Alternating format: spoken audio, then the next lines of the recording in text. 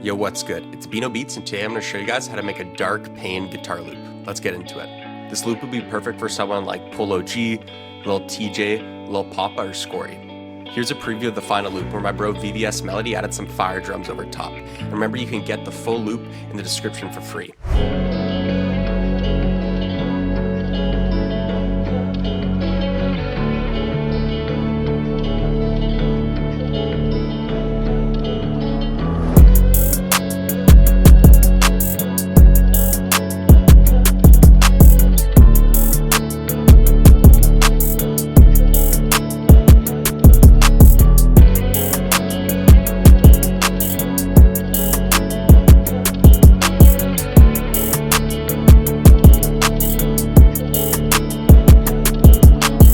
I went through Guitar Rig and found this preset called Clean Plex, and it's actually quite dark and gritty and it would be perfect for this loop.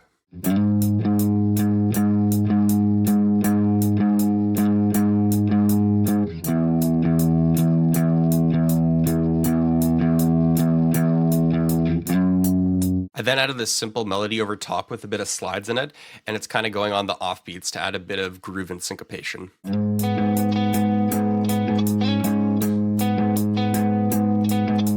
The chord progression we're following for this is a 6, 4, and then he goes to the 5. And often to make a chord progression sound more powerful, you can use something called power chords. So all that is for each root note, just adding the 5th. So for this one, it would be, and then up here. For this one, it would be down here. And then this one would be. So all I did is I recorded in a layer that was simply adding in those 5ths that can be added to certain parts of the loop just to add a bit more power to the loop.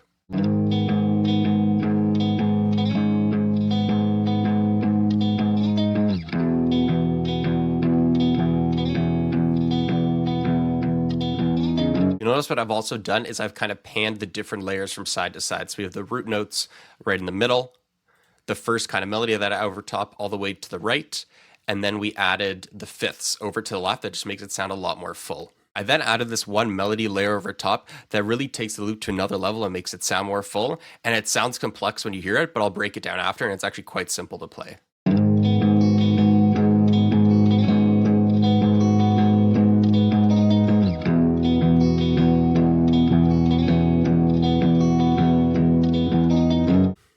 So when you hear the loop so far by itself, it sounds like I'm playing a lot of different chords that are complex and I'm switching between them, and it might be hard to play.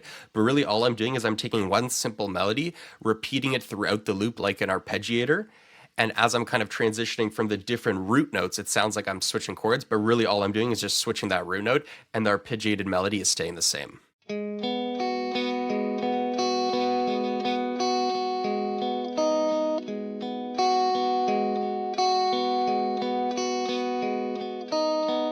So then what I did is I took that melody and I duplicated it and put it into 2 different presets.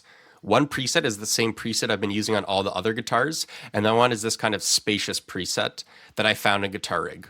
The spacious preset is doing a lot of crazy things like adding delays, reverse them, and adding reverb, but all it really does is it blends all the different notes together and turns it into kind of a pad.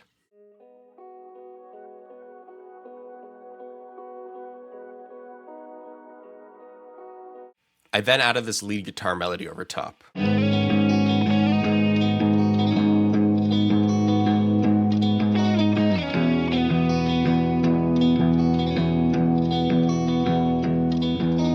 In terms of effects, I'm using this compressed rock and roll preset from Guitar Rig, adding a shaper box to pan it from side to side. Then I also have this portal preset, and I've kind of turned it down in terms of wet dry. So you just hear it a little bit, but it's adding this weird kind of reverse fuzz echo effect in the background. And then I add another Guitar Rig just to add some more reverb. And finally an EQ where I'm tucking in the highs a little bit. So just tucks the melody into the back. With all the different effects, it sounds like this.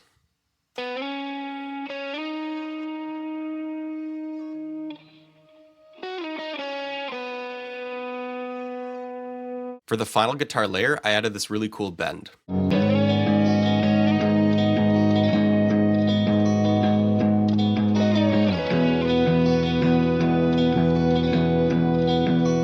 For effects, I'm using the Chicago Blues Lead presets from Guitar Rig, And then I added a shaper box once again to pan it from side to side. I added another reverb as well as a bit of a delay just to really make it kind of airy. And then finally, similar to the last guitar, I kind of tucked it in the back a little bit and took out some of the high end. Because it's a bend and we've added all that reverb and we panned it from side to side, it almost sounds like there's a siren in the back, which adds a really cool dark texture to the loop.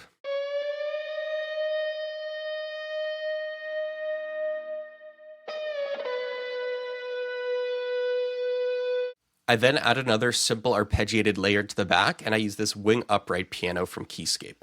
It's super dark and kind of thin, and it sounds really cool.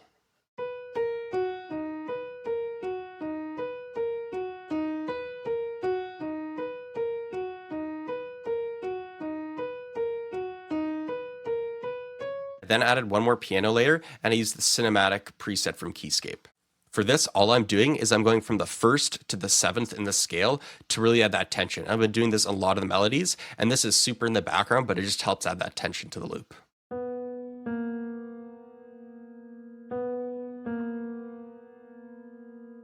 Then, to act as a bit of another pad, I added this boys choir preset from Omnisphere. Without effects, it sounds like this.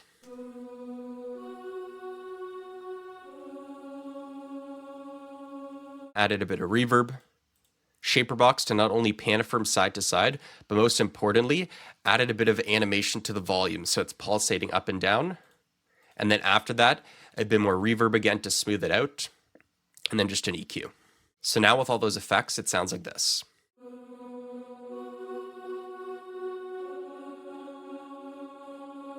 I then got this vocal from Splice.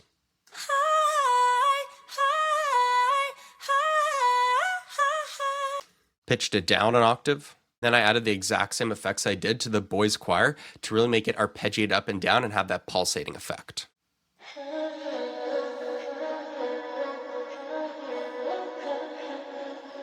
In terms of final textures to the loop, I added this drone into the background. And because the drone is holding one note throughout the entire loop, it adds a lot of tension, and adding drones is a great way to kind of add that dark feeling to your loops. I then added this reverse vocal from Splice, and to add some variety, every second one I took and I pitched it down an octave.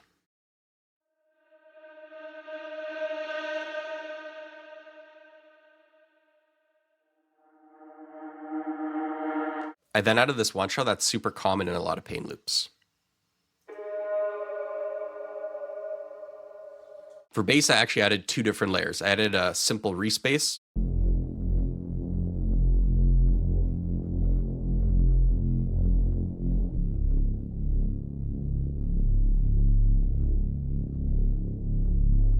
But I also took this piano from Keyscape and played the notes super low so they actually act as a bass.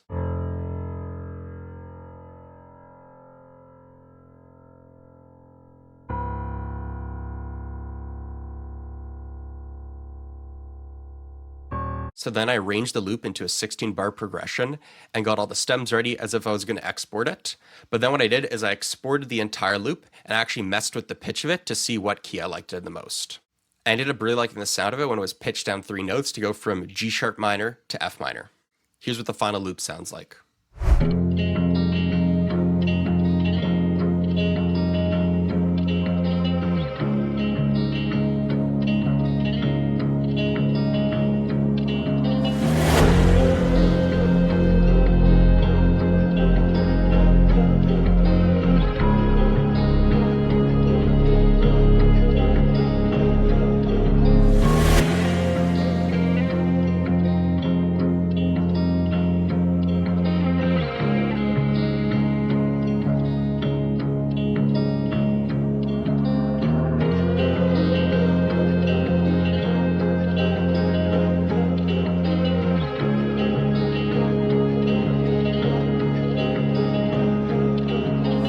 You guys so much for watching this tutorial. Remember, you can get the loop for free in the link in the description. Be sure to like this video if you enjoyed it, subscribe for more tutorials, and let me know in the comments section below which tutorials you guys want to see next. See you in the next one.